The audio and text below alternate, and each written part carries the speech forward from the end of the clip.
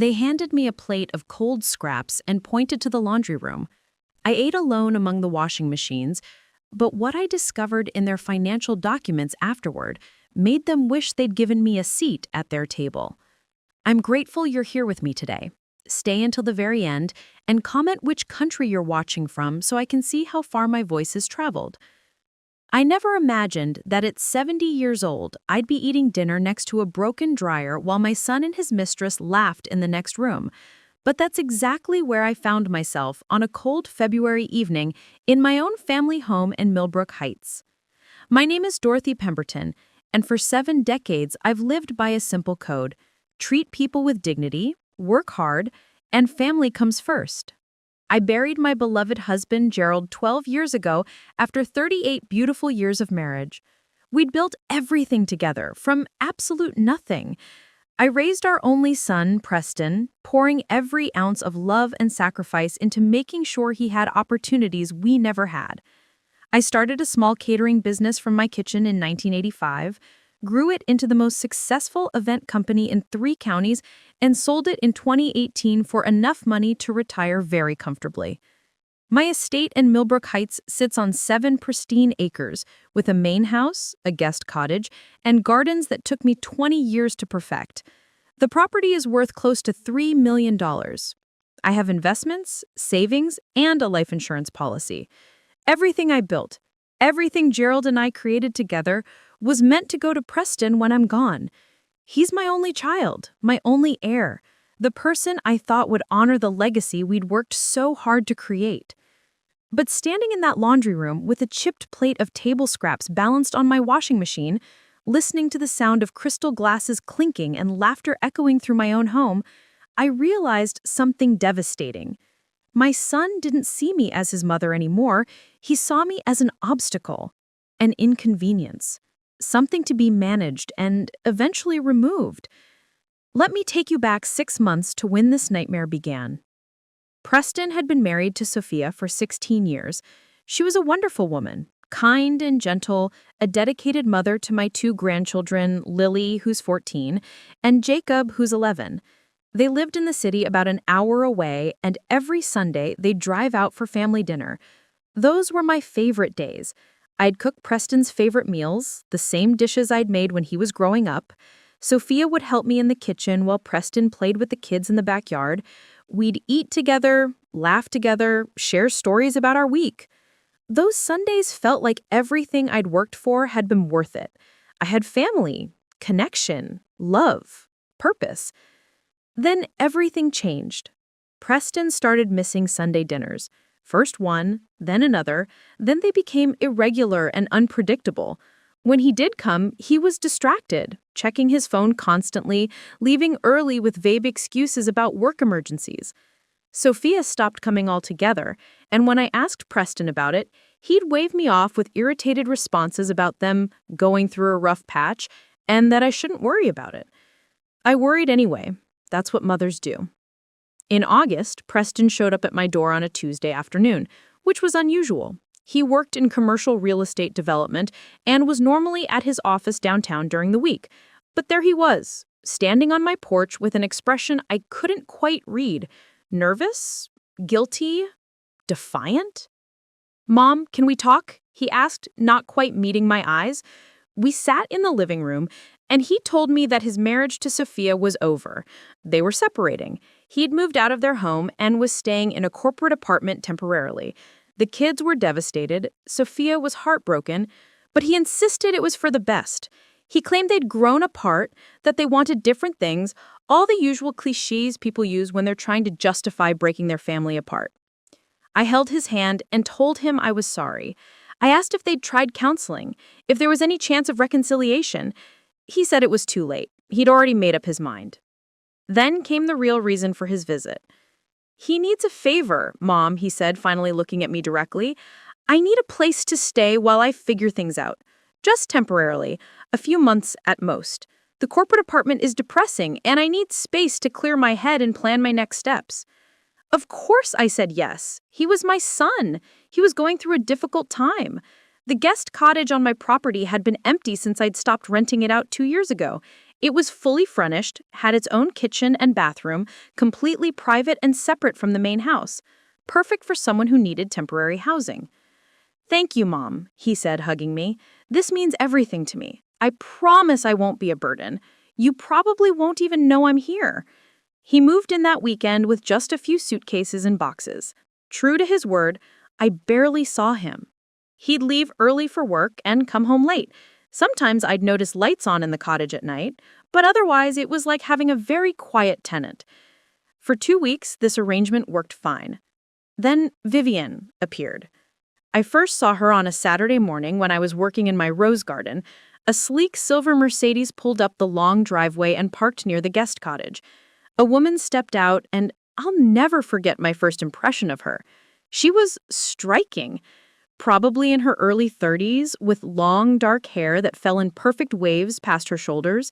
She wore designer sunglasses, skin-tight jeans that probably cost more than my monthly grocery bill, and heels so high I couldn't imagine how she walked in them.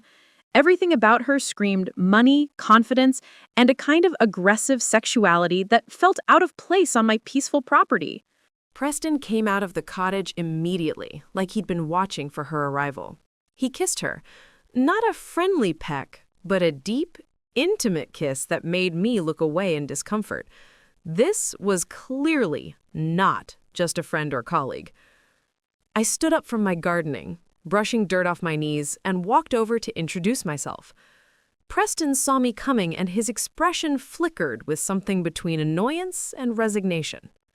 "Mom," he said with forced cheerfulness, "this is Vivian Ashcroft." "Vivian, this is my mother, Dorothy." Vivian lowered her sunglasses and looked me up and down with an expression that can only be described as dismissive appraisal. She extended one perfectly manicured hand, not for a handshake, but as if she expected me to admire it. "Preston has told me so much about you," she said in a voice that somehow managed to sound both sweet and condescending. "What a charming little property you have here. So quaint and rustic." My 7 acres of prime real estate in Millbrook Heights with a house I'd spent 40 years perfecting was quaint and rustic to this woman. I felt the first stirring of genuine dislike. "Thank you," I said coolly. "I didn't know Preston was seeing anyone. Are you a colleague from his office?" "Oh, we work together, yes," Vivian said with a laugh that sounded practiced. "But we're much more than colleagues now, aren't we, darling?"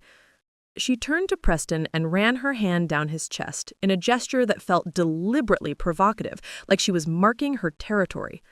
Preston looked uncomfortable, but didn't push her hand away. "Vivian is staying for the weekend," Preston said quickly. "I hope that's all right, Mom. I should have asked first." What could I say? The cottage was technically his space now, but something about this woman made my skin crawl. Maybe it was the way she looked at my property like she was calculating its value. Maybe it was the overly familiar way she touched Preston in front of his mother. Maybe it was just instinct, that sixth sense that tells you when someone means you harm. "Of course," I said with a smile that probably looked as fake as it felt. "Make yourselves at home." That weekend set the pattern for the next several months. Vivian started showing up more and more frequently. By September, she seemed to be living at the cottage full-time. Her Mercedes became a permanent fixture in my driveway. Her expensive clothes started appearing on the cottage's clothesline. Her perfume, something heavy and cloying, seemed to permeate the air around the property. Preston stopped mentioning that his stay was temporary. The cottage had transformed from a brief refuge into their love nest, and I was apparently expected to accept this without complaint. I tried talking to him about it once in October. I'd caught him alone as he was heading to his car for work. "Preston, honey, can we talk about the living situation?" I asked gently. "It's been 3 months now, and I'm wondering what your plans are." "What do you mean?" "I mean, you said this was temporary, just while you figured things out, but it seems like you and Vivian are quite settled in." "Is there a problem, Mom? Are we bothering you somehow? Are we too loud? Do we ask you for too much?" "No, it's not that. It's just that this is still my property, and I think we should discuss expectations and timelines." Preston's expression hardened in a way I'd never seen before. "You know, Mom, I thought you'd be supportive during this difficult time in my life. I'm going through a divorce. My kids barely speak to me. My wife has turned everyone against me. And now my own mother is complaining about me staying at her guest cottage? That's not what I'm saying at all. It sounds like exactly what you are saying. Look, if you want us to leave, just say so. I'm sure I can find somewhere else to go, somewhere where I'm actually wanted." The manipulation was so blatant, it took my breath away. But it worked. I backpedaled immediately, assuring him that he could stay as long as he needed, that I was just checking in, that of course he was wanted here. He softened slightly, but the message was clear. Don't question him, don't set boundaries, accept whatever he chose to do, or risk losing him entirely. I thought things couldn't get worse. Then Vivian started treating my home like it was hers. It started small. She'd come into the main house without knocking, helping herself to coffee from my kitchen, leaving her shoes and bags scattered around my living room. She'd arrange things to suit her preferences, moving my carefully placed photographs and decorative items, adjusting my furniture. When I gently pointed out that this was my home and I prefer things a certain way, she'd laugh and say something like, "Oh, Dorothy, you're so set in your ways. You need to learn to be more flexible. Life is about change and growth." She started calling me Dorothy instead of Mrs. Pemberton, despite the fact that I'd never given her permission to use my first name. When I asked her to be more formal, she acted like I was being ridiculous and old-fashioned. "We're practically family now," she'd say with that practice laugh. "There is no need for such stuffy formality." But we weren't family. She was my son's mistress, the woman he'd taken up with while his wife and children suffered. And she was invading every aspect of my life without invitation or permission. The final straw, the event that led to that humiliating dinner in the laundry room, came in early February. Vivian had announced she wanted to host a dinner party at the main house. Not the cottage, which would have been cramped but at least appropriate. No, she wanted to use my home, my dining room, my kitchen, to entertain her friends. "It'll be wonderful," she'd gushed to Preston while I stood there in my own kitchen, apparently invisible. 8 people total. I'll hire a chef, bring in the best wines, really showcase what this property could be. The Hendersons are thinking about investing in Preston's new development project, and I want to impress them. Preston had nodded enthusiastically, never once looking at me to ask if this was acceptable. "Mom won't mind. Right, Mom? It's just one dinner party." What could I say? Every time I tried to set boundaries, Preston made me feel like an unreasonable tyrant. Every time I expressed discomfort, I was being inflexible and stuck in my ways. I'd somehow become a guest in my own life, expected to accommodate everyone else's needs while my own comfort and wishes became irrelevant. "Fine," I'd said quietly. "One dinner party." Vivian had spent the entire week before the party turning my home into her personal project. She'd hired decorators to come in and freshen up my dining room, which apparently meant removing half of my personal touches and replacing them with trendy, impersonal decor. She'd had my gardens professionally photographed, talking about how they'd be perfect for the social media presence of Preston's company. She'd gone through my china and crystal, selecting the pieces she wanted to use, and actually criticizing some of my most treasured items as dated and not quite right for the aesthetic we're going for.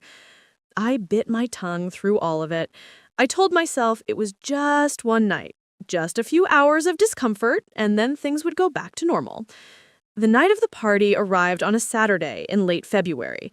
The weather was cold but clear, and Vivian had arranged for the entire property to be lit with decorative lighting that made it look like something from a magazine spread. The guests started arriving at 7:30. They were all people from Preston and Vivian's world. Young, successful, dressed in clothes that cost more than most people's monthly salaries. They drove expensive cars and air-kissed each other like they were in a movie about wealthy people being wealthy. I dressed carefully in my best outfit, a navy blue dress that I'd worn to formal events for years. I'd done my hair and makeup with extra care. I was nervous, but I assumed I'd be joining them for dinner. After all, this was my home. I was Preston's mother. Surely I'd at least be included in the evening. The chef Vivian had hired was busy in my kitchen, using my cookware and utensils to prepare an elaborate meal. I'd offered to help, and he'd politely but firmly told me that he worked alone and preferred to not have assistants in his space. In my own kitchen, I was told to stay out of the way. I retreated to the living room where the guests were gathering for pre-dinner cocktails. I tried to join conversations, but every attempt felt awkward. These people didn't want to talk to a 70-year-old woman about anything. When I mentioned my former catering business, thinking it might be a point of connection with the chef and the food-focused conversation, one woman actually laughed and said, "How adorable! Preston's mom used to make party food? That's so sweet." The condescension was breathtaking. At exactly 8 o'clock, Vivian swept into the living room, clapping her hands to get everyone's attention. "Dinner is served, everyone. Let's move to the dining room." I started to follow the group, but Vivian caught my arm. Her grip was firm, her perfectly painted nails digging slightly into my skin. "Dorothy," she said with that smile that never reached her eyes, "I've prepared a plate for you separately. I thought you might be more comfortable eating in a quieter space. These dinners can get quite loud and chaotic, and I know how you value your peace and quiet." I stared at her, not quite comprehending what she was saying. "You mean I'm not joining you for dinner?" "Well, we have exactly 8 place settings, and the seating arrangement is very specifically planned for optimal conversation flow and business networking. You understand, don't you?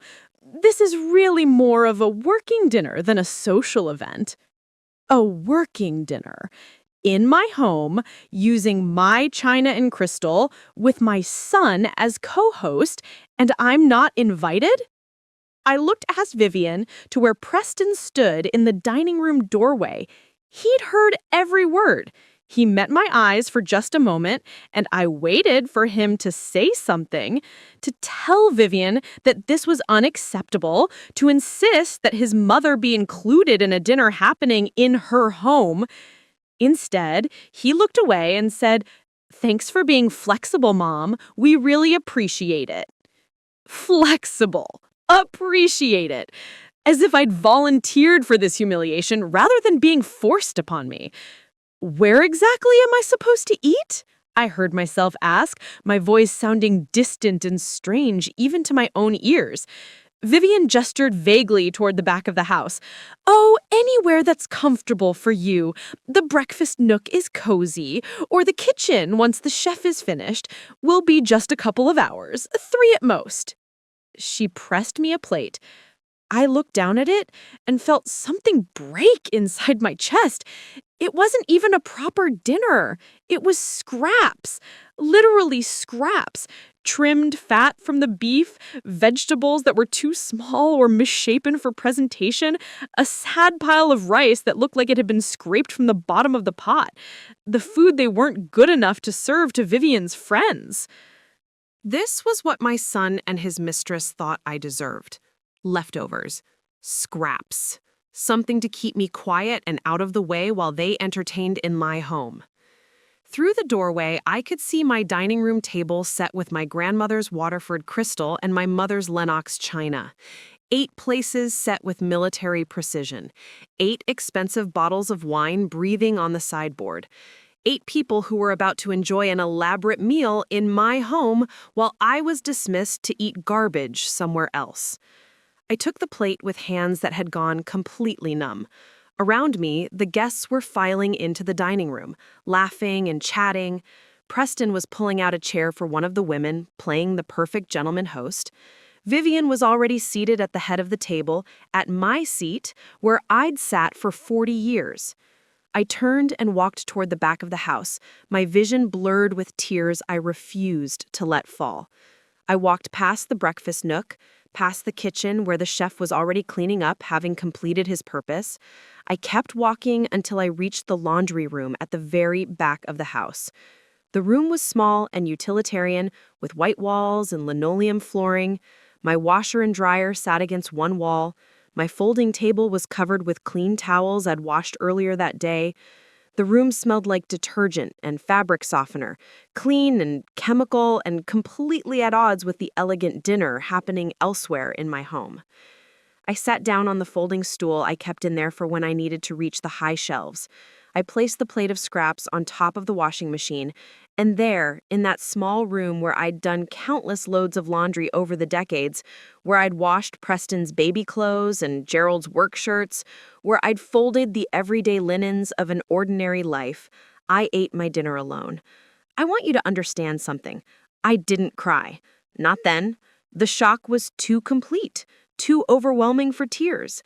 I simply ate mechanically, lifting fork to mouth, tasting nothing, feeling everything and nothing at the same time.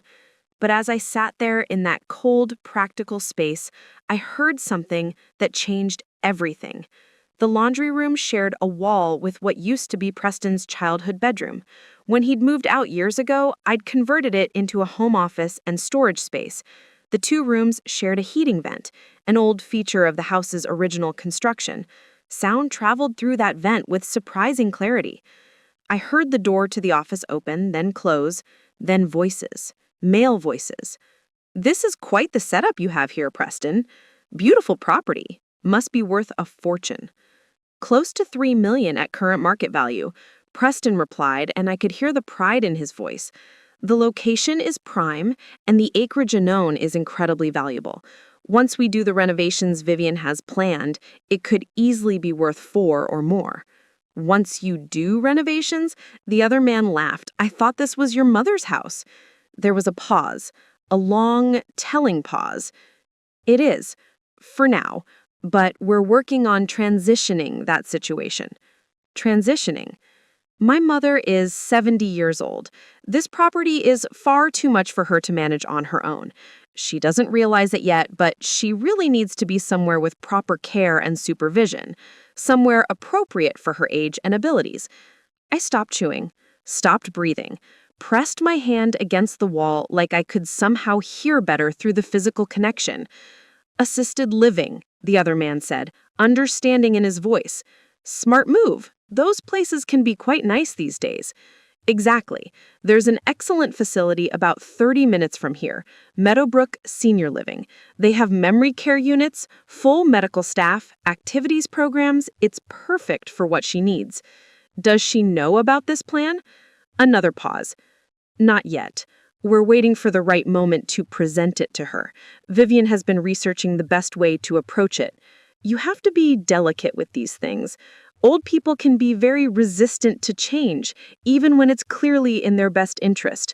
And once she moves out, then Vivian and I can really transform this place. She has incredible vision. The guest cottage becomes a home office and design studio. The main house gets completely renovated with an open concept layout. The gardens get redesigned for entertaining and events. Preston Pemberton Development gets a flagship property that showcases exactly what we can do. My hands had started shaking. The plate rattled slightly against the washing machine. "What about the financial side?" the other man asked. "Property transfers can be tricky with elderly parents." Preston laughed. It was a sound I'd never heard from him before. Cold, calculated, nothing like the son I thought I knew. "That's where having power of attorney comes in handy. My mother signed papers years ago giving me authority to manage her affairs if she became incapacitated. We're working with a lawyer to establish that she's no longer competent to make major financial decisions, early dementia, declining cognitive function, that sort of thing. Once that's established, I can make decisions about the property and her assets without needing her consent. But she seems pretty sharp from what I saw. She's 70 and living alone on a large property she can barely maintain. The right doctor with the right evaluation can document exactly what we need. Vivian's been keeping careful notes about concerning behaviors, memory lapses, confusion, poor judgment. It builds a compelling case. I felt like I couldn't breathe. They were going to declare me incompetent. They were going to use the power of attorney I signed years ago, back when it seemed like responsible planning, to take everything from me. What about the inheritance? I assume there's a will. There is. Everything goes to me as the sole heir. But Vivian's helping me understand that we don't need to wait for the inheritance. With the POA and the competency evaluation, we can effectively control the assets now. Sell the property, manage the investments, restructure everything to our advantage. Your mother just lets you do all this? Preston's voice dropped lower, and I had to strain to hear him. She doesn't really have a choice. And honestly, she doesn't need to know all the details. It's better for everyone if she just accepts what's happening and cooperates. If she resists or causes problems, well, the incompetency case becomes even stronger. The more she protests against reasonable care recommendations, the more it proves she's not thinking clearly. Brilliant, the other man said with admiration in his voice. Truly brilliant. You've thought of everything. Vivian deserves most of the credit. She's incredibly strategic. She understands how to manage difficult people and complex situations. That's one of the things I love about her. She sees the big picture and doesn't let sentiment get in the way of smart decisions. They moved toward the door, and I heard it open. We should get back to the party, but I'm glad we had this conversation. If you're interested in investing in the development project, we can discuss the details next week. Once we have this property secured, we'll have a real showcase for what Preston Pemberton Development can achieve. The door closed. Their footsteps faded away down the hall. I sat frozen on that folding stool, the plate of scraps still balanced on the washing machine, my entire world collapsing around me. My son wasn't just excluding me from dinner parties and treating me like an unwanted guest in my own home. He was plotting to steal everything: my property, my money, my freedom, my life. He was going to put me in an assisted living facility against my will, claim I was incompetent, use the power of attorney I'd trusted him with to take control of everything Gerald and I had built. And Vivian, that woman who'd invaded my property and my life, was masterminding the whole thing. She wasn't just Preston's mistress. She was a predator who'd identified me as prey, who was methodically destroying my life so she could take what was mine. The party continued in the dining room. I could hear the laughter, the clinking of glasses, the sounds of people enjoying my food, my wine, my home. Preston and Vivian were out there right now, playing the role of gracious hosts, all while knowing they just relegated me to eating scraps in the laundry room like I was less than human. And that overheard conversation played on repeat in my mind. They think I'm old and helpless. They think I'm too senile to understand what's happening. They think they can manipulate doctors and lawyers and the legal system to steal everything from me. I stood up slowly, my legs stiff from sitting still for so long. I looked at the plate of scraps, at the laundry room that had become my dining room, at the reflection of myself in the small window. I looked old in that reflection, tired, defeated. But appearances, I was about to prove, can be very deceiving. Because Preston and Vivian had made one critical mistake. They underestimated me. They thought being 70 meant being powerless. They thought having gray hair and wrinkles meant having a diminished mind. They thought they could manipulate and control me because I'd been kind and accommodating and loving. They were about to learn that kindness should never be mistaken for weakness, that accommodation doesn't equal submission, and that a mother's love has limits. And they just crossed every single one of them. I left the plate where it sat, and walked quietly up the back stairs to my bedroom. I locked the door behind me and went straight to my desk. I pulled out my laptop and opened a blank document. Then I began making a list. Every financial document I needed to review, every lawyer I needed to call, every asset I needed to protect, every piece of evidence I needed to gather to prove that I was perfectly competent and that my son was attempting to defraud me. The party went on until nearly midnight. I stayed in my room, listening to the sounds of people enjoying themselves in my home. When everyone finally left, I heard Preston and Vivian's voices as they walked back toward the guest cottage. "Perfect evening," Vivian said, her voice carrying clearly in the cold night air. "The Hendersons are definitely going to invest. And did you see how impressed everyone was with the property? Once we get her moved out, this place is going to be incredible. We need to move faster. I'll call the lawyer on Monday, and we should schedule that doctor's appointment for her. The sooner we have the evaluation, the sooner we can move forward." Their voices faded as they walked further away, but I'd heard everything I needed to hear. I didn't sleep that night. Instead, I sat at my desk, planning my strategy, with the same careful attention I'd once used to build my business from nothing. Preston thought he'd learned everything about ambition and success from me. He was about to discover he'd only learned half the lesson. The other half, the part about protecting what's yours and fighting for your survival, was about to be taught in a way he'd never forget. As dawn broke over Millbrook Heights, painting my gardens in shades of pink and gold, I looked out at the guest cottage where my son slept peacefully next to the woman helping him destroy me.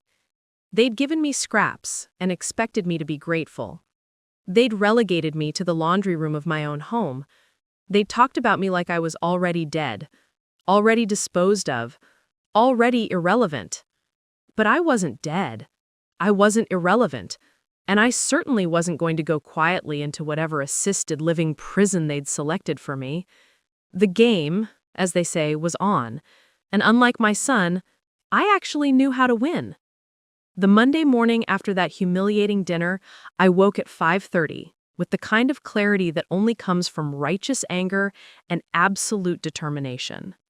For the first time in months, I had purpose.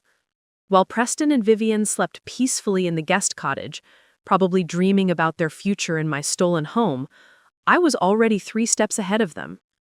I made strong coffee and sat at my kitchen table with a legal pad, my laptop, and 40 years of business experience telling me exactly where to start. Preston thought I was a helpless old woman who'd rolled over and accepted her fate. He was about to learn that the woman who'd built a successful business from scratch knew a thing or two about protecting her assets. My first call was to Bernard Fitzpatrick, my attorney for the past 10 years. Bernard was 68, sharp as a tack, and had handled everything from my business sale to Gerald's estate planning. If anyone could help me understand the legal situation I was facing, it was him. "Dorothy," Bernard's warm voice came through the phone at exactly 8 o'clock when his office opened. "What a pleasant surprise. How are you doing?" "I need to see you today, Bernard. It's urgent. How soon can you fit me in?" There must have been something in my voice because he didn't ask questions. "I can move some things around. How about 10 o'clock? I'll be there." I dressed carefully in a navy business suit I hadn't worn since selling my company. I did my hair and makeup with precision. When I looked in the mirror, I didn't see a helpless old woman. I saw Dorothy Pemberton, successful businesswoman, sharp negotiator, and fighter. That's exactly who I needed to be. I left the house without telling Preston or Vivian where I was going. Let them think I was running errands or having coffee with friends. The less they knew about my movements, the better. Bernard's office was in downtown Millbrook, in one of those renovated historic buildings that managed to feel both classic and modern. His assistant showed me into his wood-paneled office, with its walls of law books and photographs of Bernard with various judges and political figures.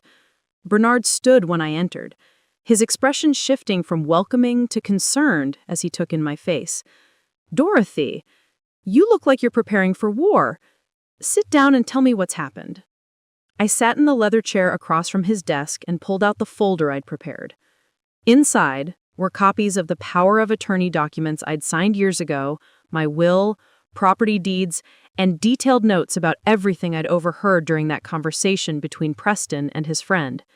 For the next hour, I laid out everything. The way Preston and Vivian had taken over my property, the humiliating dinner party, the overheard conversation about putting me in assisted living, declaring me incompetent, and using my power of attorney to steal my assets. Bernard listened without interrupting, his expression growing darker with each revelation. When I finished, he sat back in his chair and steepled his fingers. "Dorothy, what your son is planning is called undue influence and financial exploitation of an elderly person. It's not just unethical, it's criminal. Can he actually do what he's planning? Use the power of attorney to take control of my property?" Bernard pulled out the copy of my POA and studied it carefully. "This document you signed grants Preston authority to manage your financial affairs if you become incapacitated or incompetent. The key word there is if. You are clearly neither of those things. But," he paused, his expression troubled, "if Preston can get a doctor to certify that you're suffering from dementia or cognitive decline, he could potentially activate this power of attorney. Once activated, he would have legal authority to make financial decisions on your behalf." My stomach clenched. Even if I protest, even if I say I'm perfectly fine, that's where it gets complicated. If you're deemed incompetent, your protests could be interpreted as evidence of your impaired judgment. It's a vicious circle. The more you fight against being declared incompetent, the more they can claim your resistance proves you lack insight into your condition. So I'm trapped. Not necessarily. Bernard leaned forward, his eyes sharp. First, you're here, lucid, articulate, clearly demonstrating competence. We can get you evaluated by independent doctors who will testify to your mental fitness. Second, we can revoke this power of attorney immediately, right now, before Preston tries to activate it. Hope flickered in my chest. Can I do that? Absolutely. As long as you're competent, which you clearly are, you have the right to revoke any power of attorney you've granted. We'll draft a revocation document today, have it notarized, and sent copies to every financial institution where Preston might have access. Banks, investment firms, property records offices. We'll create a paper trail that makes it impossible for him to claim authority over your affairs. What about the property, my will? Bernard pulled out another document. Your current will leaves everything to Preston as your sole heir. Given what you've told me about his intentions, I strongly recommend we change that immediately. You have the absolute right to structure your estate however you wish. I want to cut him out entirely. The words came out hard and cold, but I meant them.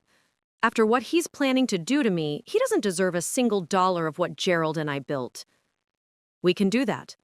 But Dorothy, I need to warn you about something. If you completely disinherit Preston, he could contest the will. He could claim you were incompetent when you changed it, that you were unduly influenced, that this isn't what you really wanted. Will contests can tie up estates for years. I thought about this carefully. What if I leave him something? Just enough that he can't claim he was accidentally forgotten, but not enough to matter.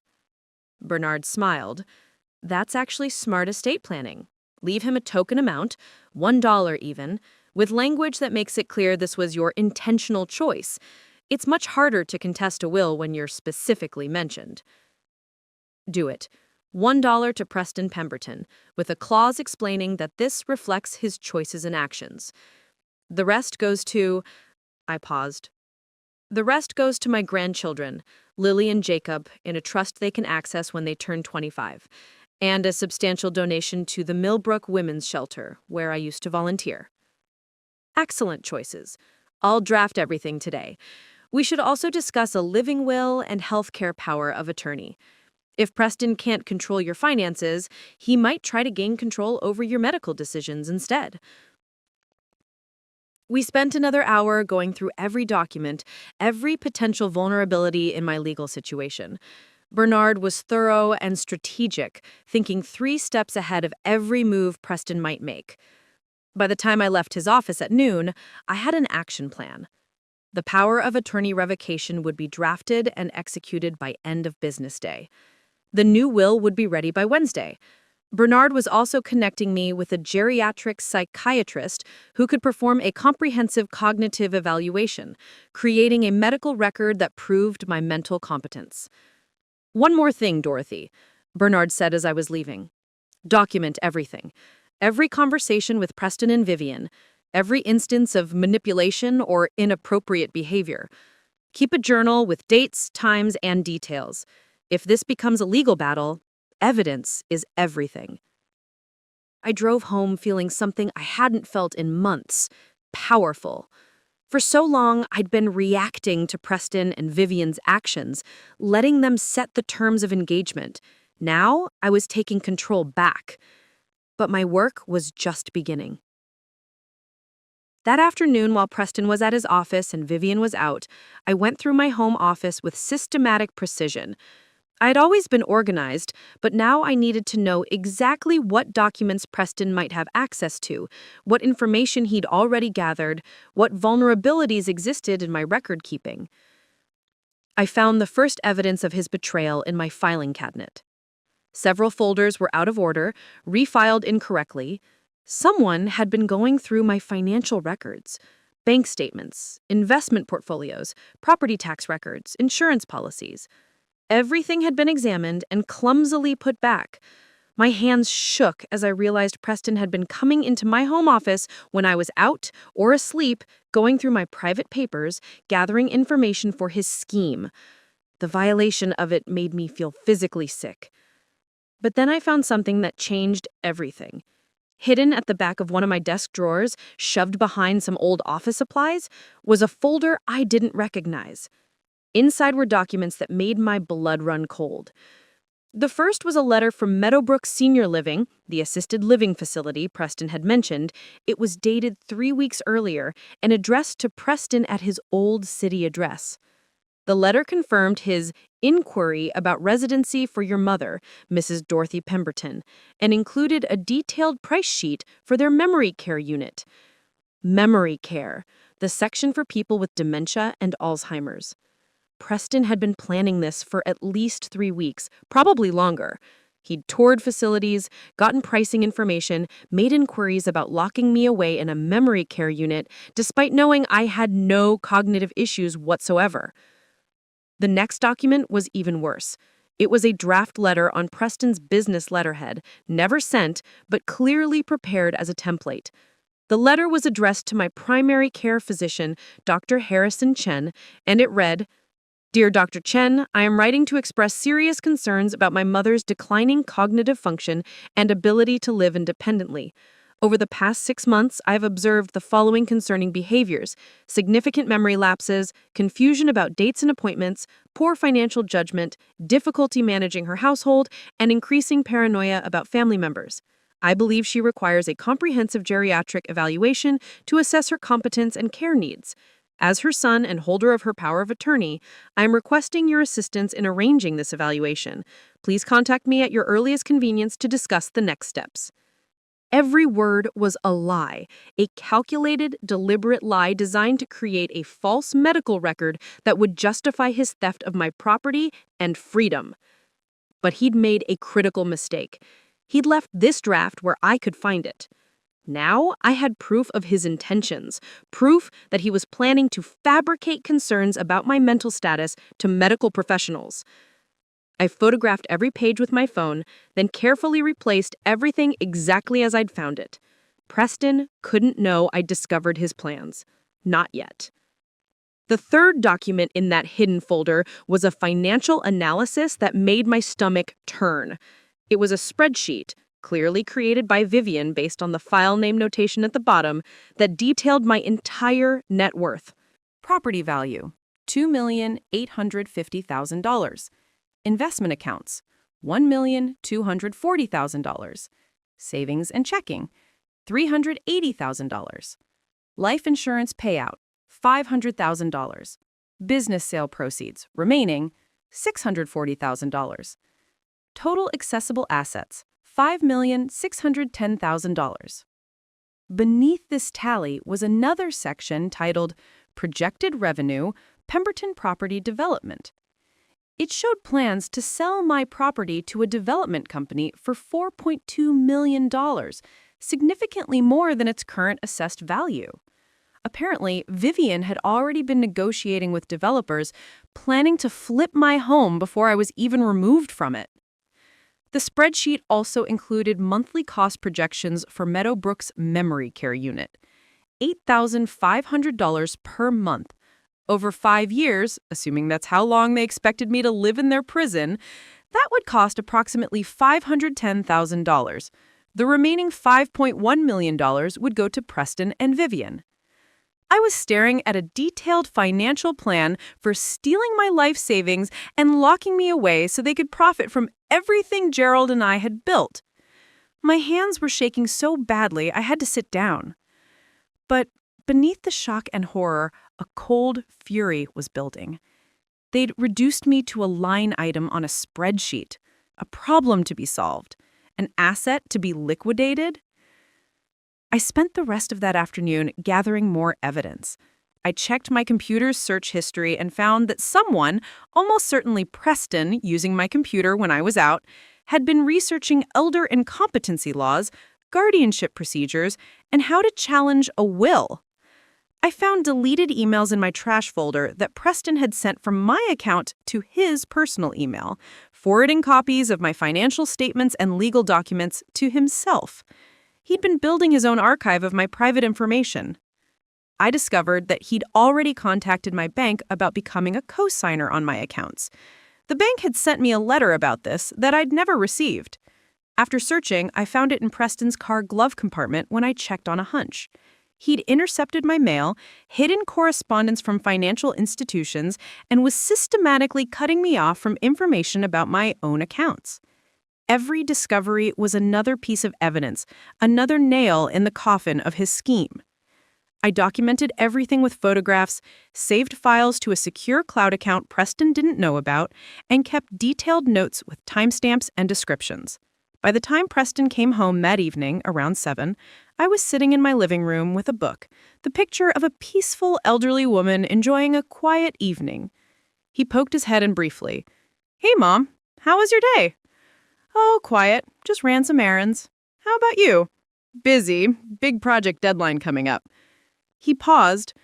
"Have you thought any more about maybe downsizing? We've talked about how this house is getting to be a lot for you to manage." There it was, the manipulation disguised as concern. He was testing me, seeing if I'd be receptive to suggestions about moving. "I'm managing just fine, Preston. This is my home. I'm not going anywhere." His expression flickered with something that might have been annoyance, but he covered it quickly.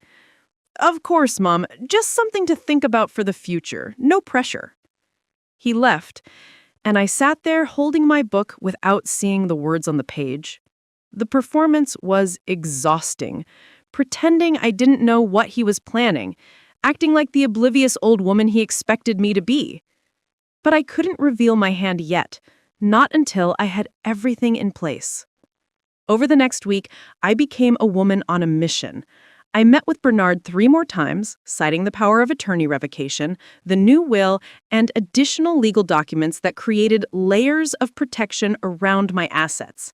I underwent a comprehensive cognitive evaluation with Dr. Sarah Morrison, a respected geriatric psychiatrist, who spent 4 hours testing my memory, judgment, reasoning, and mental status.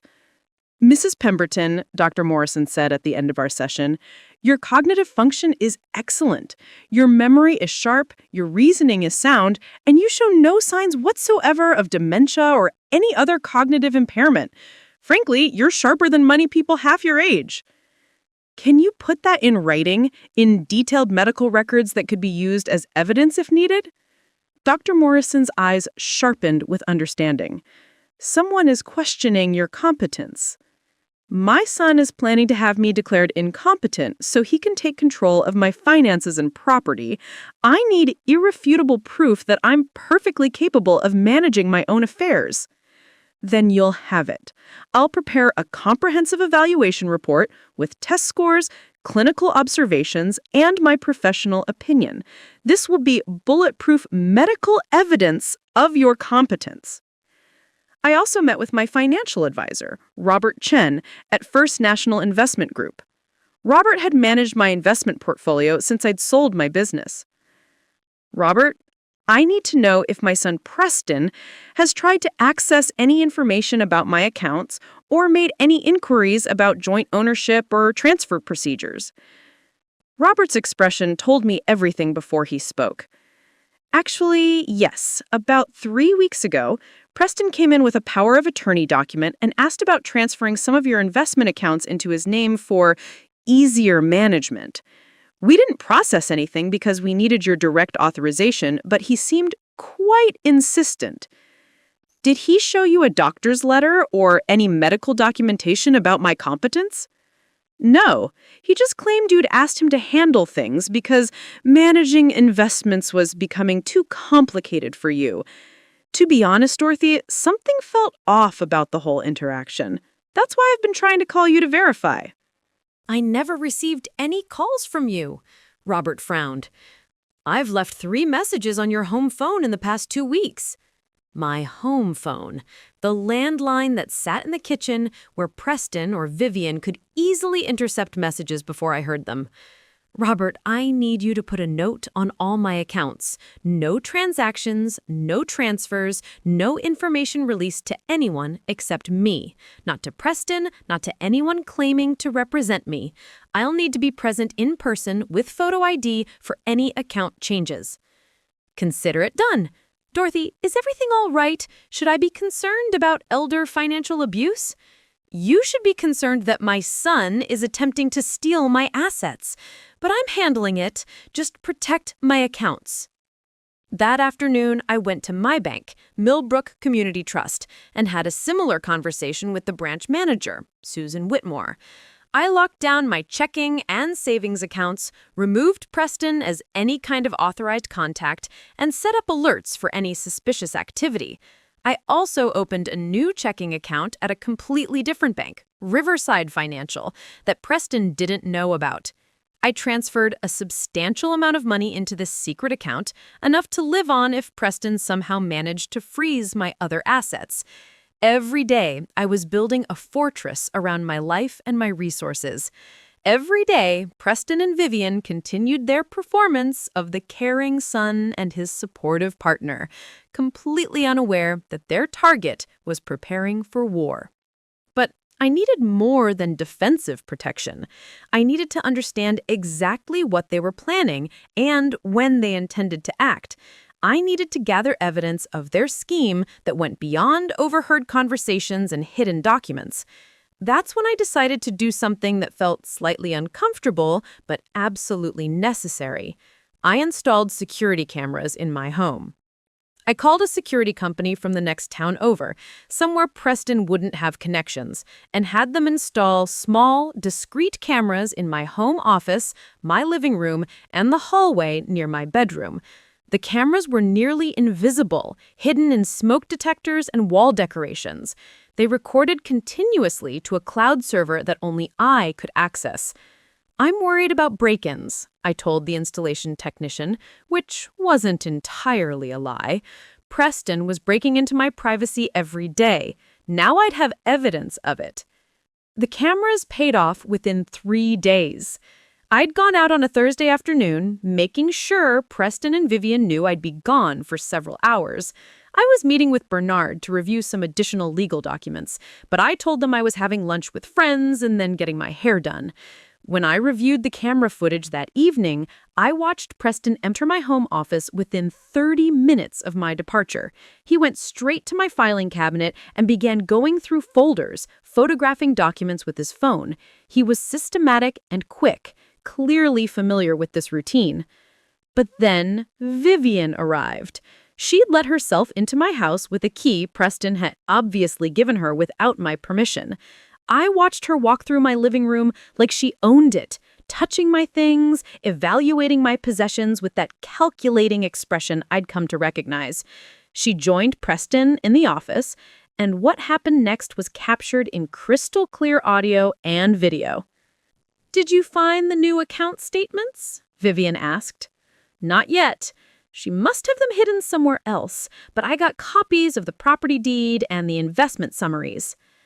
We need to move faster, Preston. My contact at Meadowbrook says they have a room opening up in their memory care unit next month. That's perfect timing.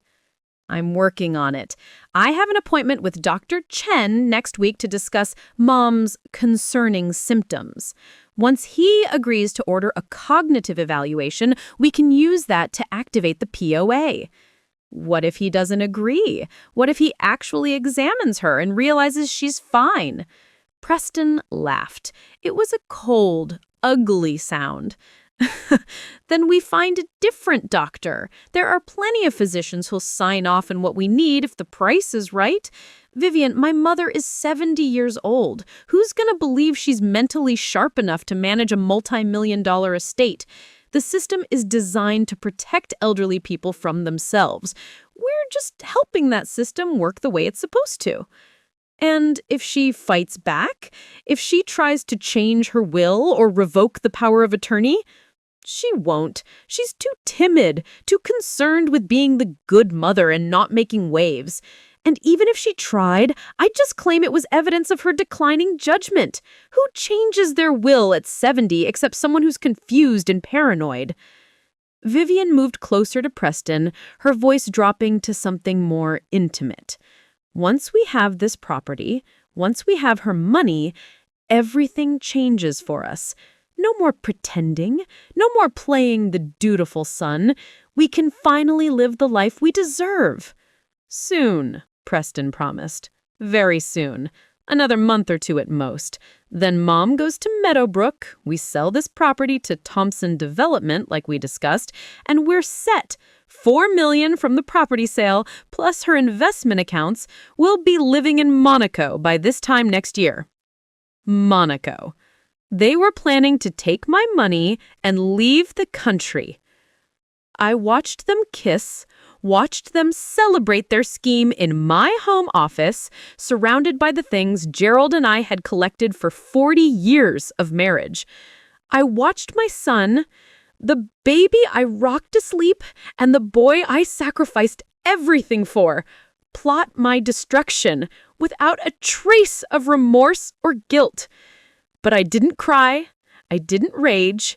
Instead, I carefully saved the video file, backed it up in 3 separate locations, and sent a copy to Bernard with a detailed email explaining what he was seeing. I'd maintained a careful relationship with Sophia even after the separation, mostly for the sake of my grandchildren. We'd meet for coffee occasionally, always away from Millbrook, where Preston might see us. She knew about Vivian, of course, and the knowledge was destroying her. But she didn't know about the scheme to steal my assets. She didn't know the full extent of what Preston and his mistress were planning. I called her that evening. Sophia, I need to see you tomorrow. It's urgent. And I need you to bring your divorce attorney. We met at a coffee shop in the city the next morning. Sophia arrived with Jennifer Martinez, a sharp family law attorney who'd been handling her divorce case. They both looked concerned. "Dorothy, what's this about?" Sophia asked. "You sounded so serious on the phone." I pulled out my laptop and showed them everything. The financial spreadsheets detailing my net worth, the draft letter to my doctor fabricating concerns about my mental health, the video footage of Preston and Vivian going through my office and discussing their plans, the evidence of mail interception and attempted financial manipulation. Sophia's face went white as she watched the video. Jennifer, the attorney, took notes with rapid precision. "This is financial exploitation and conspiracy to commit fraud," Jennifer said when the video ended. "This isn't just a civil matter. These are criminal charges." Sophia was crying, quiet tears streaming down her face. "I knew he'd changed. I knew Vivian was manipulating him, but I didn't know he'd become this person. Dorothy, I'm so sorry. I'm so sorry my husband is doing this to you." "Ex-husband," I corrected gently. "And this isn't your fault, Sophia, but I'm showing you this because it affects your divorce case. If Preston is planning to hide assets, move money overseas, and flee the country, you need to know. Your children need to know. Jennifer was already on her phone, probably calling her office. Sophia, this changes everything. We need to file immediate motions to freeze Preston's assets, prevent him from leaving the country, and modify the custody arrangement. If he's planning to disappear to Monaco with his mistress, Lillian and Jacob are at risk. The rest of that meeting was a blur of legal strategy and protective planning. Jennifer took copies of all my evidence for Sophia's divorce case. In return, she shared information about Preston's business that even I hadn't known. Preston's commercial real estate development company was on the verge of bankruptcy. He'd made bad investments, taken on too much debt, and was facing lawsuits from multiple creditors. He needed a large infusion of cash immediately, or his business would collapse. That's why the timeline had accelerated. That's why they were pushing so hard to get control of my assets now. Preston wasn't just morally bankrupt, he was literally bankrupt. And Vivian, his supposed partner in all this, probably had no idea. She thought she was helping him steal assets to fund their dream life. She didn't know she was actually helping him avoid financial ruin and potential criminal charges for business fraud. I drove home that afternoon with my mind racing. I had evidence now. Comprehensive, undeniable evidence of Preston's scheme. I had legal protections in place. I had allies who knew the truth. I had a new will that cut Preston out and protected my grandchildren. But I wasn't ready to confront him yet, because I needed one more thing. I needed Preston and Vivian to make their move. I needed them to actually attempt to execute their plan so I could catch them in the act with witnesses and documentation. Right now, I had evidence of intent and preparation, but intent wasn't the same as action. So I made a decision that Bernard called risky but necessary. I was going to give Preston enough rope to hang himself. I was going to let him think his plan was working. I was going to play the confused, declining elderly woman he expected to see. I was going to make him believe he'd won. And then, at the moment when he thought he'd successfully stolen everything, I was going to show him exactly what happens when you underestimate a 70-year-old woman who spent her entire life fighting for what's hers. That evening, Preston stopped by the main house. "Mom, I've been thinking, maybe you were right to be concerned about managing this big property alone. I called around and found a really nice assisted living community that we should tour together, just to see what options exist for the future." I looked at him, this man who wore my son's face but had become a stranger, and I smiled. "That's thoughtful of you, Preston. Maybe we should do that. When were you thinking?" His eyes lit up with triumph. He thought he'd won. He thought I'd surrendered. "How about next week? I'll set up the tour." "That sounds fine, sweetheart." He hugged me before he left, and I let him. I even hugged him back. And the whole time, the security cameras captured everything, documenting his manipulation and my seemingly compliant response. Let him think he'd won. Let him get comfortable and confident. Let him make his move. Because when this was over, Preston and Vivian were going to learn that the most dangerous opponent is the one you've underestimated. The trap was set. Now I just had to wait for them to walk into it. The tour of Meadowbrook Senior Living was scheduled for Tuesday afternoon at 2 o'clock. Preston had called to confirm 3 times, his voice bright with barely suppressed excitement. He thought this was the beginning of the end, the first step toward locking me away and seizing control of my assets. He had no idea that I'd spent the past week preparing for this moment with military precision. Monday evening, I had a quiet dinner with an unexpected guest, Margaret Holloway, the director of Meadowbrook Senior Living. I'd called her office the previous week and arranged this private meeting at a restaurant in the next town over, somewhere Preston would never see us. Margaret was a distinguished woman in her early 60s with silver hair and the kind of warm competence that probably made families feel good about placing their loved ones in her care. But her warmth evaporated when I showed her the documents I'd found in Preston's hidden folder. "Mrs. Pemberton," she said, her voice tight with controlled anger, "I need you to understand something. Your son came to tour our facility 3 weeks ago. He told us you were suffering from advanced dementia, that you were having violent episodes, that you required 24-hour supervision in a locked memory care unit." My hands clenched around my water glass. "I don't have dementia. I've never had a violent episode in my life. I've been evaluated by a geriatric psychiatrist who confirmed I have no cognitive impairment whatsoever." "I suspected something was wrong," Margaret said. "Your son was very insistent about the memory care unit specifically, and he kept asking about our policies regarding resident communication with the outside world. He wanted to know if residents could have cell phones, if they could receive visitors without family approval, if they could leave the facility. Those are unusual questions for someone genuinely concerned about appropriate care." "What did you tell him?" "I told him that our memory care unit is designed for people with severe dementia who might wander or endanger themselves. It's a locked unit with restricted access. Residents can have visitors, but family members are notified. They can have phones if they're capable of using them safely. But the reality is, it's the most restrictive environment we offer." He was planning to lock me in a prison. Margaret reached across the table and squeezed my hand. "Mrs. Pemberton, I've worked in elder care for 30 years. I've seen this before. Adult children who see their aging parents as obstacles to inheritance. It's not common, but when it happens, it's devastating." She paused.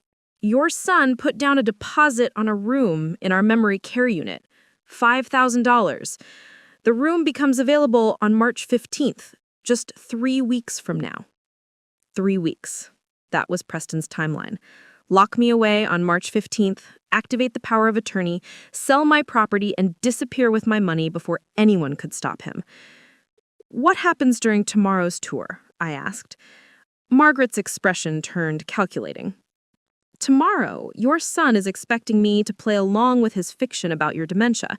He's expecting me to recommend immediate placement, to suggest that you're a danger to yourself, to pressure you into agreeing to move in." She leaned forward. "But that's not what's going to happen. Instead, I'm going to be a witness to his attempted fraud. And Mrs. Pemberton, I'm going to make sure he knows that Meadowbrook will never be part of his scheme."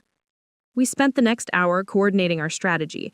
Margaret agreed to record the entire tour, to document every lie Preston told, to serve as an expert witness if needed about his attempted manipulation of elder care systems.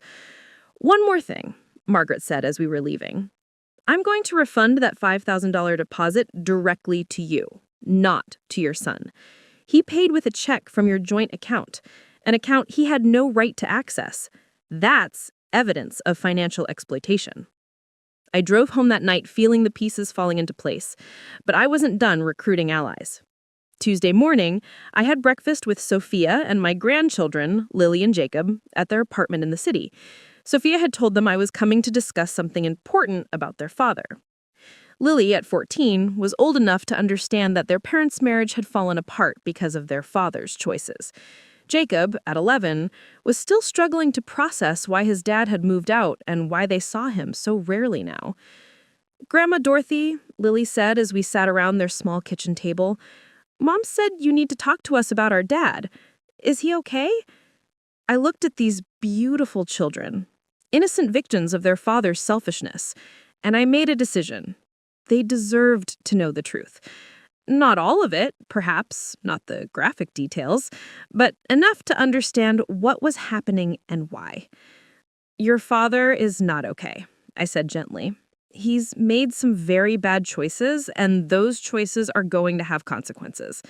I want you both to know that no matter what happens, I love you, your mother loves you, and we're going to make sure that you're protected." "Is this about Vivian?" Lily asked, her young face twisted with distaste. We hate her, Grandma. She's mean and fake, and she's the reason Dad left us. Vivian is part of the problem, yes. But Lily, Jacob, I need you to understand something important. Your father made his own choices. Vivian didn't force him to do anything. He chose to have an affair. He chose to leave your family. And now he's chosen to do something else, something that could get him into very serious trouble. I explained, in age-appropriate terms, that their father was trying to steal money from me, that he was planning to put me in a home against my will so he could take my property, that he'd been lying to doctors and lawyers and financial institutions to make this happen. Jacob started crying. Lily's face went hard and cold, looking far older than her 14 years. "Why would he do that to you, Grandma?" Jacob asked through his tears. "You've always been so nice to him." "I don't know, sweetheart. Sometimes people change in ways we don't understand. Sometimes people we love disappoint us terribly." "What's going to happen to him?" Lily asked. "I'm going to stop him. I'm going to make sure he can't hurt me or take what's mine. But Lily, that might mean your father faces legal consequences. It might mean he goes to jail. And I need you both to know that if that happens, it's because of his choices, not because of anything you did or didn't do." Sophia had been quiet through all of this, but now she spoke up. "Kids, your grandma is trying to protect all of us. Your father has debts we didn't know about. If he steals grandma's money and runs away, we won't get any child support. You might not see him for years. What grandma's doing is making sure that doesn't happen." "Good," Lily said fiercely. "I don't even want to see him. Not after what he's done to our family. Not after what he's trying to do to you, Grandma." Jacob was still crying, caught between love for his father and horror at what he was learning. I held him until the tears stopped, promising him that no matter what happened, he would always be loved and protected. Before I left, Sophia pulled me aside. "Jennifer filed the emergency motions yesterday. The court date is set for March 20th, 5 days after Preston's planned move of putting you in Meadowbrook. We're requesting full custody, freezing of all marital assets, and surrender of Preston's passport. Jennifer says your evidence makes our case almost bulletproof." "Good. Let's make sure Preston faces consequences from every direction." The tour of Meadowbrook was scheduled for 2 o'clock, but I had one final meeting that morning. Bernard had arranged for me to meet with Detective Sarah Mitchell from the Millbrook Heights Police Department's Financial Crimes Unit. Detective Mitchell was a woman in her mid-40s with sharp eyes and the air of someone who'd seen every scam and scheme in the book. I met her at Bernard's office, where we had privacy and attorney-client privilege protecting our conversation. I showed her everything, every document, every video, every piece of evidence I'd gathered over the past 2 weeks. She watched the security footage of Preston and Vivian discussing their plans, her expression growing darker with each revelation. "Mrs. Pemberton," she said when the video ended, "what your son is attempting is called financial exploitation of an elderly person. In this state, that's a felony punishable by up to 10 years in prison.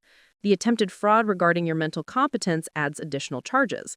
And if he actually succeeds in taking control of your assets, we're talking about grand theft." "What do I need to do?" "First, continue documenting everything. The more evidence we have, the stronger the case. Second, I want you to wear a wire to this Meadowbrook tour this afternoon. I want to hear exactly what your son says, what lies he tells, what pressure he applies. That real-time evidence of his fraud attempts is invaluable." So that's how I found myself, at 70 years old, getting fitted with a recording device by a police detective in my lawyer's office. The wire was small and discreet, hidden under my sweater, completely invisible to anyone who didn't know it was there. "We'll be listening in real time," Detective Mitchell said. "If at any point you feel unsafe, or if Preston becomes aggressive, just say the phrase, 'I need some fresh air,' and we'll come in immediately. We'll have 2 plainclothes officers in the Meadowbrook parking lot during the entire tour." At 1:30, Preston pulled up to my house in his BMW. He was dressed in what I thought of as his concerned son outfit. Business casual, expensive but not showy, the image of a successful man responsibly handling his aging mother's affairs. "Ready, Mom?" he asked with a smile that looked almost genuine. "I think you're going to really like this place. It's got beautiful grounds, wonderful staff, lots of activities." I'm sure it's lovely, dear, I said, in the soft, compliant voice I'd been practicing, the voice of a confused old woman who was grateful for her son's guidance. Vivian was waiting in the car, sitting in the front passenger seat like she belonged there. She gave me a smile that was pure calculation. Dorothy, you look nice today. That's a pretty sweater. The sweater hiding the police wire that was recording every word they said. Thank you, Vivian. You look lovely, as always. The drive to Meadowbrook took 20 minutes. Preston and Vivian chatted about mundane things, but I could feel the tension in the car, the anticipation of what they thought was about to happen. Meadowbrook Senior Living was located on a sprawling campus on the outskirts of town. From the outside, it looked pleasant enough. Well-maintained buildings, landscaped grounds, the kind of place that could be featured in brochures about dignified aging. But I knew what waited inside. A locked memory care unit where Preston planned to trap me. Margaret Holloway met us in the main lobby, her professional smile in place. To Preston and Vivian, she looked like the accommodating facility director they'd met before. But when her eyes met mine, I saw the steel beneath the warmth. Mr. Pemberton, so good to see you again, and you must be Mrs. Pemberton. She shook my hand, holding it a moment longer than necessary, a gesture of solidarity. Welcome to Meadowbrook. Why don't we start with a tour of our main facility, and then we can discuss the specific care options that might be appropriate for your situation. For the next 45 minutes, Margaret led us through Meadowbrook. We saw the independent living apartments, nice spaces where residents could maintain their autonomy. We saw the assisted living wing, where people who needed some help with daily activities could receive support. Everything was clean, professional, and honestly quite pleasant. But I noticed that Preston kept steering the conversation toward the memory care unit. What about more intensive care, he asked. For residents who have cognitive issues and need more supervision? Margaret's expression remained neutral. We do have a memory care unit for residents with dementia and Alzheimer's, but that's typically reserved for people with significant impairments who require a secure environment for their own safety. My mother has been having some concerning symptoms, Preston said, not looking at me. Memory problems, confusion, poor judgment. I think she might need that level of care. This was it, the moment he was going to lie to a care facility director about my mental state in order to justify locking me away. Interesting, Margaret said carefully. Mrs. Pemberton, have you noticed any memory problems? No, I said clearly, looking directly at her. My memory is fine. I'm not confused and my judgment is sound. Preston jumped in quickly. Mom, you know that's not true. Remember last week when you forgot we had plans for dinner and you've been having trouble managing your finances? I didn't forget dinner plans, Preston. You never told me about them. And I've been managing my finances successfully for 40 years. See? Preston turned to Margaret with an expression of pained concern. This is exactly what I'm talking about. She doesn't recognize that she's having problems. That's part of the disease, isn't it? Lack of insight into her own condition? Margaret met his gaze steadily. Mr. Pemberton, before we discuss memory care placement, I'd need to see a comprehensive medical evaluation from a qualified physician. Do you have documentation of your mother's cognitive impairment? I'm working on getting that, but I thought we could at least see the unit today just to understand what's available. Of course, follow me. Margaret led us down a hallway to a set of locked double doors. She used a keycard to open them, and we entered a different world. The memory care unit was still clean and well-maintained, but it was unmistakably institutional. Locked doors, keypad entries, residents who wandered in confusion, some calling out for people who weren't there. This was where Preston wanted to put me, not because I needed it, but because it would be the easiest place to hide me away while he stole everything I owned. As you can see, Margaret said, this unit is designed for residents who cannot safely navigate an unlocked environment. All doors are secured, visitors must sign in and be approved. Residents don't have access to their own financial accounts or legal documents. Everything is managed by designated family members or guardians. Preston was nodding eagerly. That sounds perfect for Mom's needs. How soon could she move in? Mr. Pemberton, Margaret said, and her voice had changed. The warmth was gone, replaced by professional steel. Mr. Pemberton, I'm going to be very direct with you. I have reviewed your case carefully over the past week, and I have serious concerns about your motivations for seeking memory care placement. Preston's expression flickered with confusion, then alarm. I don't understand. I'm trying to ensure my mother gets the care she needs. Really? Because from where I'm sitting, it appears you're trying to institutionalize a perfectly competent woman against her will in order to gain control of her assets. The color drained from Preston's face. Vivian sat up straighter, her calculating eyes darting between Margaret and me. That's outrageous. I'm her son. I'm trying to help her. Are you? Let's examine the facts, shall we? Margaret pulled out a folder. You toured this facility 3 weeks ago and specifically requested our most restrictive memory care placement. You put down $5,000 deposit from your mother's bank account without her knowledge or consent. You told my staff that your mother was suffering from advanced dementia and violent episodes despite having no medical documentation to support these claims. I do have problems. She's just not aware of them. Mr. Pemberton, your mother has been evaluated by Dr. Sarah Morrison, one of the most respected geriatric psychiatrists in the state. Dr. Morrison's evaluation, which I have here, shows no evidence of cognitive impairment whatsoever. Your mother's memory, judgment, and reasoning are all excellent. Preston looked at me, and for the first time, I saw real fear in his eyes. Mom, what have you done? I've protected myself, I said quietly. I've protected myself from a son who was planning to lock me away and steal everything I own. I wasn't going to... He couldn't finish the sentence because we both knew it was a lie. Vivian stood up abruptly. This is ridiculous. We don't have to listen to this. Preston, let's go. Sit down, Miss Ashcroft, Margaret said firmly, because we're not done. Mrs. Pemberton, would you like to continue? I stood up, and with shaking hands, I reached under my sweater and pulled out the recording device, placing it on Margaret's desk. This entire conversation has been recorded and transmitted to the Millbrook Heights Police Department. Everything you've said here today, Preston, is evidence of attempted elder exploitation and fraud. Preston stared at the wire like it was a snake. You were recording me? I've been recording you for 2 weeks. I have video of you and Vivian going through my home office, discussing your plans to put me in assisted living and sell my property. I have copies of the financial spreadsheets Vivian created detailing how you planned to steal my assets. I have the fake letter you drafted to my doctor claiming I was incompetent. I have evidence of you attempting to access my bank accounts without authorization and intercepting my mail. Mom, please, let me explain.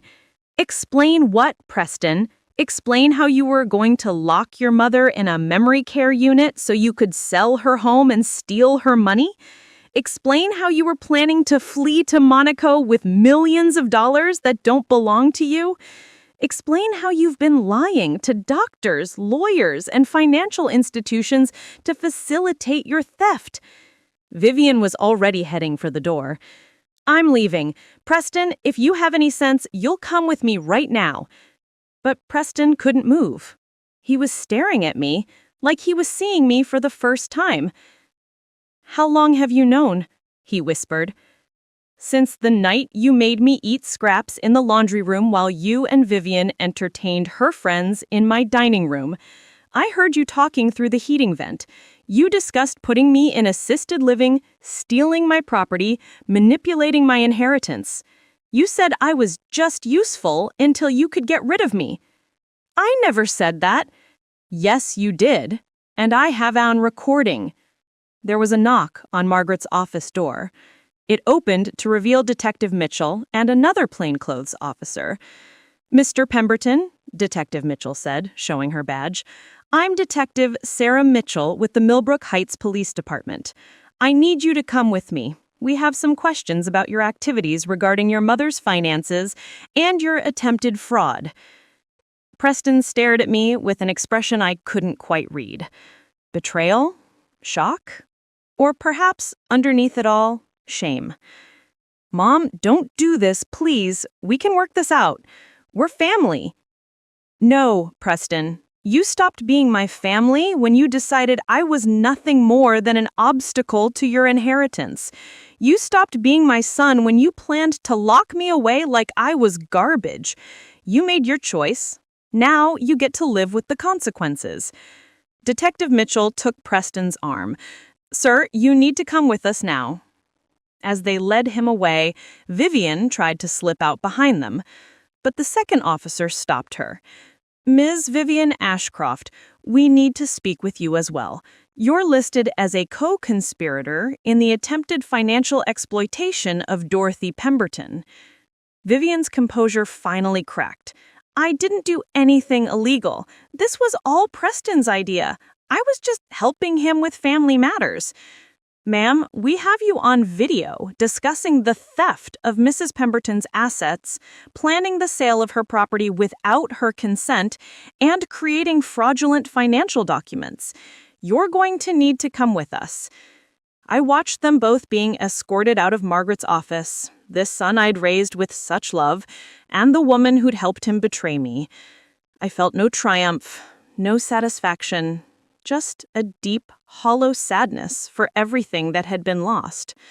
Margaret touched my arm gently. "Mrs. Pemberton, are you all right?" "I don't know," I said honestly. "I don't know what I am." The next few weeks were a blur of legal proceedings and painful revelations. Preston was arrested and charged with attempted financial exploitation of an elderly person, attempted fraud, and conspiracy to commit theft. Bail was set at $50,000, which he couldn't afford because his assets were frozen pending investigation. Vivian was charged as an accomplice. She immediately turned on Preston, claiming she'd been manipulated by him, that she had no idea the plans were illegal. The prosecution didn't believe her. Neither did I. The investigation uncovered even more than I'd discovered on my own. Preston had taken out loans against my property without my knowledge, forging my signature on documents. He'd been slowly draining my investment accounts for months, taking small amounts he thought I wouldn't notice. He'd even attempted to change the beneficiary on my life insurance policy to himself. The total amount he'd stolen or attempted to steal was close to $6.8 million.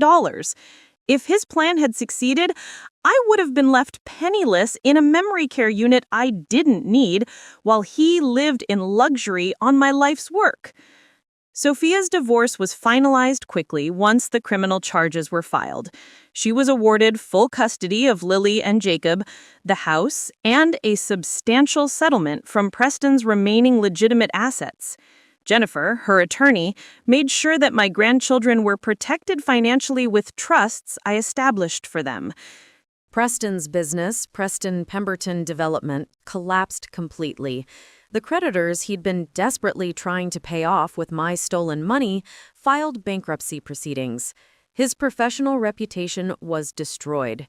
His marriage was over. His children barely spoke to him. And he was facing up to 15 years in prison. The preliminary hearing was held on a cold morning in late March. I sat in the courtroom with Bernard on one side and Sophia on the other. Preston sat at the defendant's table in an orange jumpsuit, looking smaller and older than I'd ever seen him. When it was my turn to testify, I walked to the witness stand with my head held high. I looked at my son across that courtroom, and I told the truth. Every painful detail, every betrayal, every lie. Preston's attorney tried to paint me as a vindictive mother who was exaggerating her son's actions out of spite. But when they played the video of Preston and Vivian in my office, discussing their plans to institutionalize me and steal my money, there was no spinning that away. The judge, a stern woman in her 60s named Judge Patricia Rodriguez, listened to everything with a grave expression. At the end of the preliminary hearing, she denied Preston's request for bail reduction. Mr. Pemberton, Judge Rodriguez said, the evidence suggests you engaged in a calculated, systematic plan to defraud your own mother of millions of dollars and deprive her of her liberty. The potential sentence you're facing reflects the seriousness of these charges. Bail will remain at $50,000. Preston was remanded back into custody. As they led him away, he looked back at me one last time. I couldn't read his expression. Regret? Anger? Resignation? It didn't matter anymore. 3 months later, Preston accepted a plea deal. Rather than face trial and potential maximum sentences, he pleaded guilty to attempted financial exploitation and fraud. He was sentenced to 6 years in prison and ordered to pay full restitution of everything he'd stolen, plus penalties and damages. Vivian got a lighter sentence, 3 years, because she cooperated with prosecutors and provided additional evidence about Preston's business fraud and other criminal activities. I sat in the courtroom the day Preston was sentenced, watching my only child be led away in handcuffs. Sophia sat beside me, holding my hand. Lily and Jacob had chosen not to attend. They'd said their goodbyes to their father in private, though Lily had told me firmly that as far as she was concerned, she didn't have a father anymore.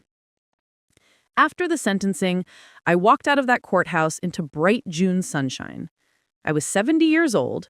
I was still living in my home on my terms.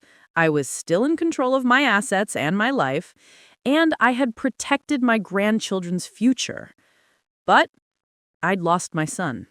Not to death, but to his own greed and moral bankruptcy. And that loss would haunt me for the rest of my days. 6 months after Preston's sentencing, I was sitting in my garden on a cool autumn morning when Lily came to visit. She was 15 now, taller and more mature than ever. She'd started therapy to process everything that had happened with her father, and Sophia said she was doing better. "Grandma Dorothy," she said, sitting beside me on the garden bench, "I wanted to thank you." "For what, sweetheart?" "For being brave. For stopping Dad before he could do more damage. Mom told me that if you hadn't fought back, Dad would have taken everything, and we would have lost our house, our college funds, everything. You protected us." I put my arm around her. "You and Jacob are my legacy, Lily. Not my property or my money. You. Making sure you were safe and provided for was the only thing that mattered." "Do you think Dad will ever understand what he did was wrong?" "I don't know. I hope so. I hope someday he realizes that he destroyed his family for money that was never going to make him happy anyway." "Do you still love him?" The question hit me hard. Did I still love Preston? The baby I nursed? The toddler who'd called me mama? The young man I was so proud of? "I loved the son I thought I had," I said carefully. "I love the memory of who he was before greed and desperation turned him into someone I don't recognize. But the man who tried to lock me away and steal my life? No, Lily, I don't love that man. I'm not sure I even know him." We sat together in comfortable silence, watching the autumn leaves fall from my carefully tended trees. My story didn't end the way I had hoped. I had imagined growing old with a loving son who'd visit regularly, grandchildren who'd run through my gardens, family dinners full of laughter and connection. Instead, I had security cameras and legal protections, and a son in prison. But I also had my freedom, my dignity, my home, my independence. And I had the fierce satisfaction of knowing that when someone tried to make me powerless, I fought back and won. I'm 70 years old, and I refuse to be a victim. I refuse to eat scraps in the laundry room of my own life. I refuse to let greed and betrayal define my final years. They thought they could launder my name off my will and wash their hands of me while spending my money. Instead, I laundered them right out of my life and my legacy, and I'd do it again in a heartbeat. Now, I want to hear from you, the people who've listened to my story from beginning to end. Would you have done the same thing? Would you have turned in your own child to protect yourself? Comment below and let me know. Your perspective might help someone else facing a similar situation. And if you're dealing with financial exploitation or elder abuse right now, please know this: you're not helpless. You're not too old to fight back. Document everything, get legal help, and don't let anyone make you feel like you deserve less than dignity and respect. Thank you for staying with me through this journey. Your support means more than you know.